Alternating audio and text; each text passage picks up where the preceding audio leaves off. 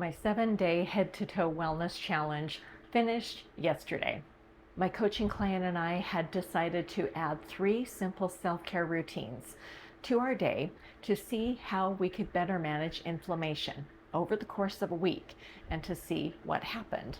Now, in a previous video, when I gave the introduction, that talked about the why, how this all came together. Now, this video is all about the results. So, in just 7 days, did we truly experience a difference? Yes, we certainly did. It was quite extraordinary. And even though there were a few little hiccups along the way and one kind of scary speed bump in my area that nearly set me off pace a little bit, we made it through the challenge. And it was very gentle, it was very supportive, and I want to share with you what exactly happened and then let you know what we're going to be moving into now that we've had time to regroup, talk about our results, share our before afters, and as you saw on the thumbnail, the before and after of my eyes, of what exactly took place and how we actually feel. Because in my mind, that's one of the most important factors. There are, of course, the measurable results, the visible results, though how we feel, that to me is the most important factor, because especially over such a short period of time, we want to feel better. See some results, yes, but when you can feel a difference in your body, and you know your body better than anyone, and I know my body better than anyone, then that is a win. Just as a reminder, on this head-to-toe challenge, if you missed the previous videos, this was all about focusing on decreasing and better managing inflammation, and some of the inflammation that was linked to chronic conditions. And maybe it was something that was never really going to go away, and something that had a lot of other factors involved: lifestyle, environment, medication, all sorts of other factors. That was part of the worksheet that I included in here. We were looking at the sources first. So with the eyes, I included a Japanese-inspired eye treatment, and this is a very gentle practice. I chose to do this early in the day, and my coaching client, she chose to do that later in the afternoon. We both saw extraordinary results, and mainly because we felt an enormous difference, especially during the actual massage. It was very soothing, it was very comforting, and other people were actually seeing a brightness in our face, a lightness in our face. And I even had a very innocent child in the week who I see on a regular basis. I work in the field in public health, and this child who sees me often, and you know the bluntness of children, that she looked up at me and she said, "You look different." And she looked puzzled. And I thought that was the most charming, most accurate, beautiful, honest feedback I could have ever been given. Because, you know, sometimes the results are so subtle that only we will notice. It's only if someone's really paying attention and perhaps tuning in and focusing and not giving you the answer that you're looking for. But I felt that that child, because she had nothing to gain. She wasn't trying to, give me a compliment, and I was, searching for one. Bottom line was that I felt an extraordinary difference, and I have had chronic puffiness in my eyes for many, many years. And I know for me, it's linked to the fact that I have Hashimoto's disease.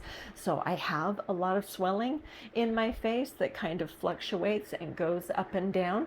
And for those of you out there, you may have a situation in your life, whether it's medication, perhaps it's just, dry eyes, something in the environment. You may have that residual puffiness and swelling in your face that comes and goes. And sometimes it's just because of the way you've been laying on your pillow. With my coaching client, she saw an enormous difference in the puffiness in her eyes, and some of hers was more medication related. I opted into this not only as her coaching companion, but also because I wanted to be very proactive and stand by her side and follow along and take this practice, and then to compare notes, because it's so interesting that our bodies are in so many ways similar, and yet in other ways so extraordinarily different, especially if you look at age, genetics, medical factors, and environment. That's where things can get really, really interesting. And so to compare notes with another woman and just chat about, while we're experiencing the very same Japanese eye treatment once a day, and then how did we feel afterwards? Did it stay with us? And for me, it did, and my coaching client as well, that we felt there were several hours that we had a noticeable difference of decreased puffiness. And the fact that it was nurturing, it was free, and it felt very pampering, that was so inspiring to me, because we both agreed that we are going to continue practicing that eye routine to the best of our ability every day, because it was less than 15 minutes. It was very doable, and it felt like we were treating ourselves to a mini spa retreat, and that was lovely. And now moving on to the belly bloat. This is a very personal area for women, and with abdominal discomfort, especially for those of us who are mature adults and we're managing chronic conditions, digestive concerns can be very impactful, because there are so many factors depending on your level of health, the medications that you're taking, and especially the foods and the beverages that you're eating, because all of that comes to play when we're talking about our abdominal health and the puffiness and the swelling that we feel in our abdomen. And I mentioned in the previous video that both my coaching client and I, we have a medical home approach, so we're working with our doctors. I am a health educator. I am not a clinician. And so as we stepped into this challenge of just being very proactive and wanting to add a little more self-care to our routine, we were very curious about what something as simple as a lymphatic belly massage in the evening before bed, how that would impact us over the course of a week. I honestly experienced results that I wasn't expecting. My coaching client lost over 5 pounds. Now, I shared in a previous video that a lot of the coaching goals that she and I are working on together is helping her to prepare for a knee replacement surgery in the fall. Her medical team knows that she will be a better candidate for that procedure if she loses a bit more weight. She's also working with a registered dietitian, and she is on a very different meal plan than the meal plan that I am on. She was hoping for some weight loss, but we had both spoken about this 7-day challenge and the 3 things that we were adding, and we weren't necessarily going to change the way we were eating over the course of a week. We were just going to eat the way we normally eat. And just by implementing a very short, and again, very nurturing, very calming, a gentle massage that actually helped us both sleep a lot more soundly, she lost over 5 pounds, and I wrote my weight down, the pre and the post. On the worksheet, I had an area where all of our measurements went, and both of us had measured our belly above the navel and then below the navel where we felt that we were most bloated. And again, this is very personal, so this is where every person chooses for them, and you recognize and know where you have the most bloating in your belly. And I just jotted down my weight, not even really thinking about that I was going to lose much, if any, weight over the course of 7 days. And I started at 135.4 pounds, and I weighed in today at 133.8. Now, I felt that was extraordinary because I wasn't expecting that. And I had quite a, I would call a heavier dinner because I had an enormous bowl of pasta and roasted vegetables, and then I had some of my nice cream where I used frozen fruit and I put on my vegan chocolate chips. So I don't feel as if that I ate lightly at all the day prior. And though to finish this challenge feeling leaner, and we both lost significant amount of inches on our belly and we could visibly see that we had less puffiness in our belly, and it stayed that way throughout the course of the week. And that inspired both of us. We both decided to make a bit of a modification with the belly massage because she and I both have very different schedules as far as daytime. She's much more a night owl. I'm very much an early bird. It's crucial for this lymphatic massage to be done after dinner but before bed, so your body can process the waste throughout the lymphatic system during sleep. So that's why that was working in that way. For me, I go to bed really, really early, and so it was challenging for me to find a time that it felt like it was a good fit. And even though I implemented the massage every night except the last night, that I felt uncomfortable every time. And so we're both going to continue with a belly massage to help support our colon and the digestive process, though she's going to continue with the evening. She felt that worked really great with her schedule and she loved the results and felt it was just very calming. I'm going to find a different one that I can perhaps try in the morning or just a different time of day, just to help better support my gut health.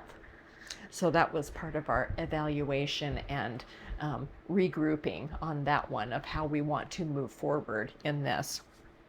The last area that we were looking at is our ankles and that lower leg swelling. Now this one is definitely something that is linked to the workday, to environment, and also to our level of health and just how our body works. Now, since my client is working on losing enough, quite a bit of weight, while she's also, her knees are in the midst of failing right now, so she has to be very, very careful. So we added elevation and ice to help reduce the swelling in our legs. And because my client's mobility isn't very strong and she needed to be very careful, she simply used pillows and a little bit of elevation on the bed, so that way she could at least have her knees and her feet and her ankles up above her heart, and we let gravity work in our favor. I was doing the L stretch where I was laying flat on a mat with my head here, and then my legs were straight up in the air with either the wall or headboard or whatever the case may be, wherever I was lying down. And then she was doing that in the evening. I already was doing this in the morning as part of my stretching routine after my workout. So I added another routine in the evening.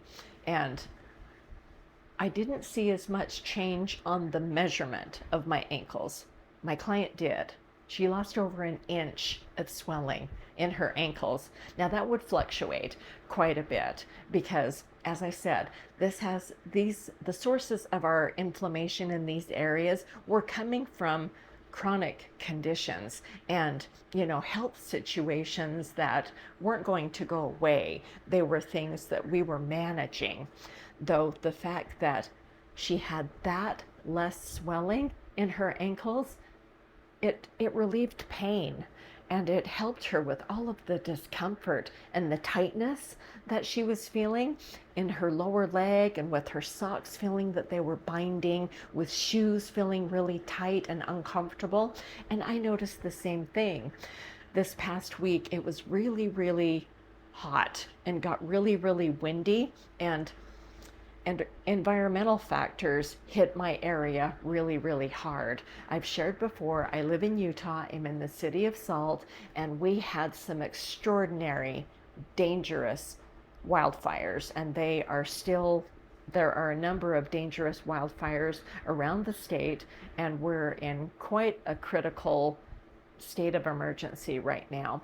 Two of the fires were quite close to my home, just the east in the mountains, and the level of smoke that blanketed the valley was so it, it, it was almost as if it was one of our worst winter inversion days, because Salt Lake sits in a bowl. It's in a valley and we're surrounded by mountains. And so anytime there's any type of haze or fog or inversion or wildfire smoke, it settles in the valley and it's suffocating. And I have asthma as well. So one of the days when I was out in the field working in public health, then as I looked across the valley and saw the level, and you could smell, it was like being just immersed in a huge campfire.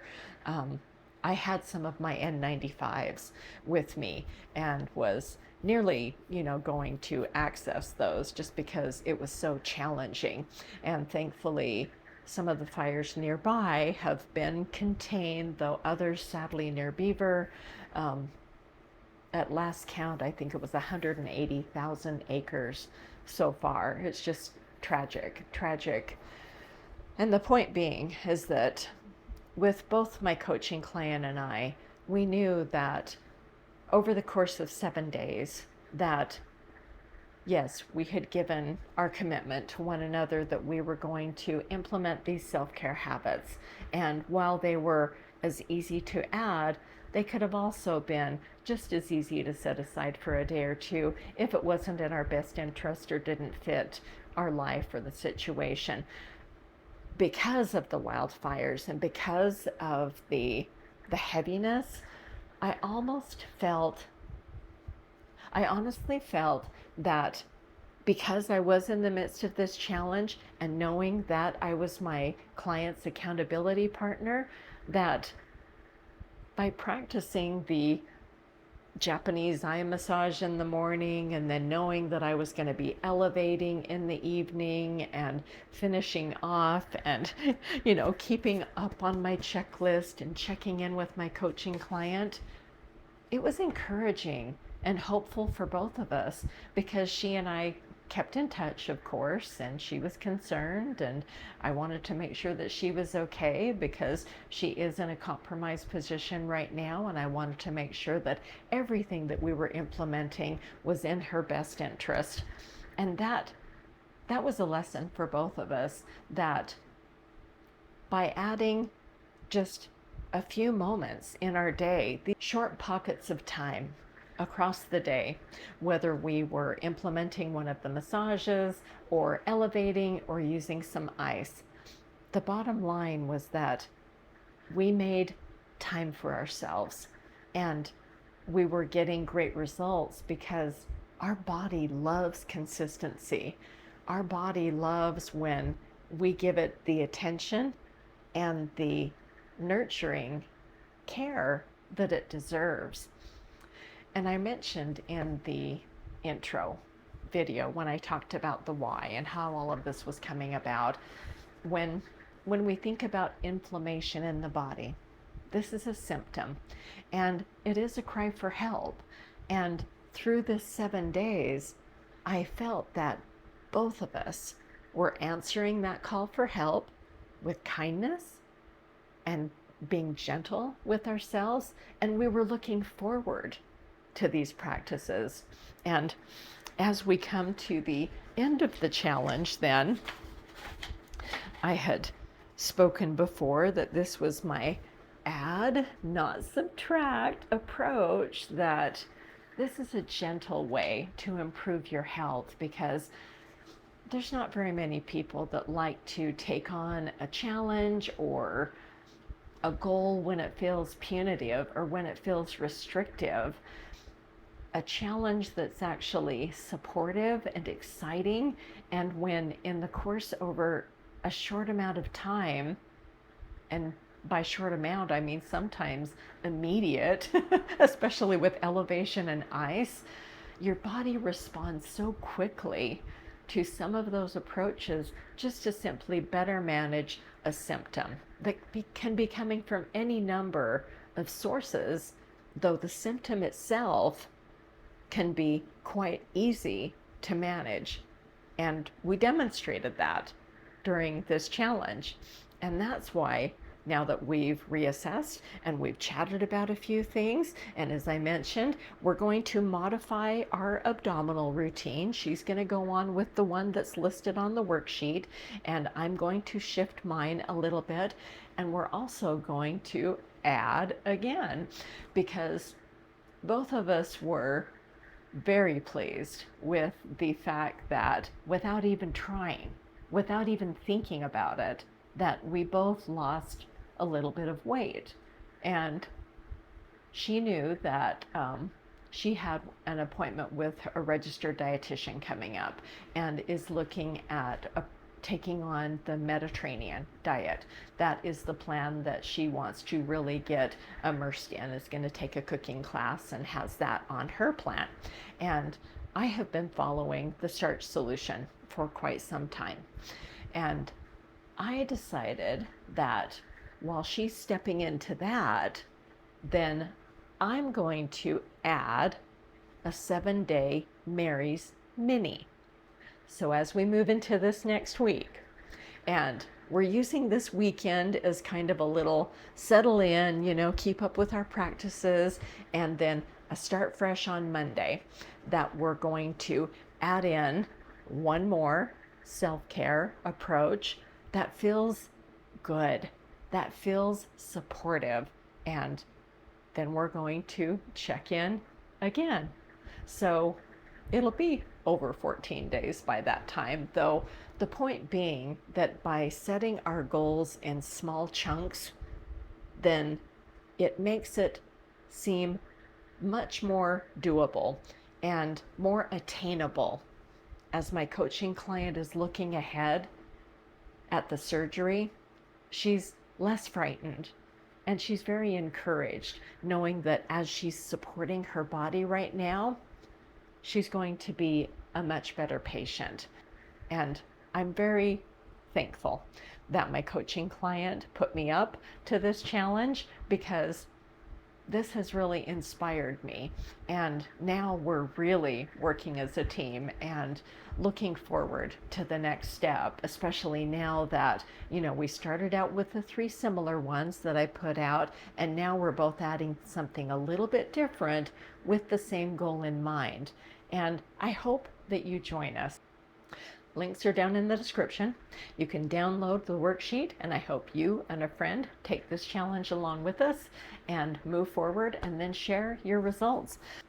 If you've made it this far, thank you so much for watching. My name is Tiffany. I am the founder of Anderson Therapeutics. I'm a health educator and a wellness coach, and my Aging Well channel is all about sharing my holistic approach to health and my 3 key concepts, which are that I soothe, and that I nourish, and I rest. If you want to check out more challenges, I did one on mindful eating and talking about all of our emotional responses to food, or you can link back to the very introduction video. If you didn't see any of that and you want to participate in that challenge, you can find links to that here. Thank you so much for watching, and I will see you in the next video.